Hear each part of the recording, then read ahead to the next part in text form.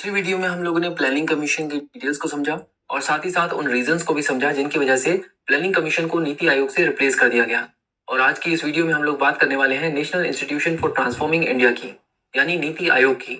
नीति एक हिंदी वर्ड है जिसका मतलब है पॉलिसी, और आयोग भी एक हिंदी वर्ड है जिसका मतलब होता है कमीशन। इसका मतलब नीति आयोग जो है वो बेसिकली गवर्नमेंट का एक पॉलिसी थिंक टैंक है, और इसका काम है गवर्नमेंट को एडवाइस देना on strategic and technical matters जो कि गवर्नमेंट की पॉलिसीज और प्रोग्राम से रिलेटेड होते हैं। और ये अपनी एडवाइस सिर्फ सेंट्रल गवर्नमेंट को ही नहीं बल्कि स्टेट गवर्नमेंट को भी दे सकती है। हालांकि इनकी एडवाइस सेंट्रल गवर्नमेंट और स्टेट गवर्नमेंट के लिए बाइंडिंग नहीं होती।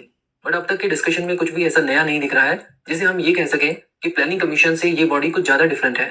तो चलिए प्लानिंग कमीशन और नीति आयोग के डिफरेंसेस को और डिटेल में कवर करते हैं।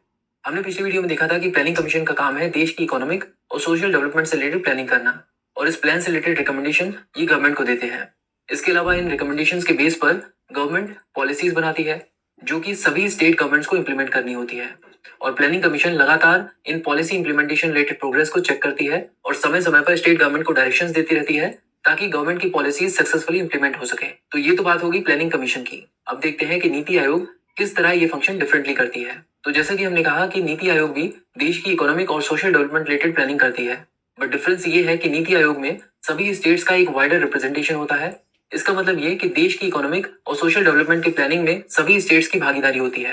और इस तरह जब ये रिकमेंडेशन सरकार को मिलती है तो गवर्नमेंट इससे रिलेटेड पॉलिसीज बनाती है और ये पॉलिसीज स्टेट्स को इंप्लीमेंट करनी होती हैं। और जब स्टेट्स इन पॉलिसीज और प्रोग्राम्स को इंप्लीमेंट कर रहे होते हैं तो नीति आयोग भी इसको मॉनिटर करता है। तो अब अगर हम इस पूरे प्रोसेस को ठीक से समझ पा रहे हैं तो हम देख सकते हैं कि प्लानिंग कमीशन एक टॉप डाउन अप्रोच को फॉलो कर रहा है, जहां पर प्लानिंग सेंट्रल लेवल पर होती है और उसके बाद उसे हर एक स्टेट के लेवल पर इंप्लीमेंट कर दिया जाता है। जबकि नीति आयोग के केस में एक बॉटम अप अप्रोच को फॉलो किया जा रहा है, जहां पर प्लानिंग में सभी स्टेट्स को एक मौका दिया जा रहा है कि वो देश की इकोनॉमिक और सोशल डेवलपमेंट की प्लानिंग में पार्टिसिपेट कर सकें।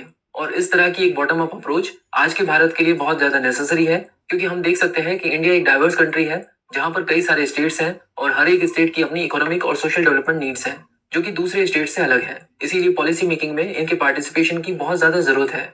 तो ये थी नीति आयोग से रिलेटेड कुछ बेसिक डिटेल्स। नेक्स्ट वीडियो में हम लोग नीति आयोग की कंपोजिशन और ऑब्जेक्टिव्स को कवर करेंगे।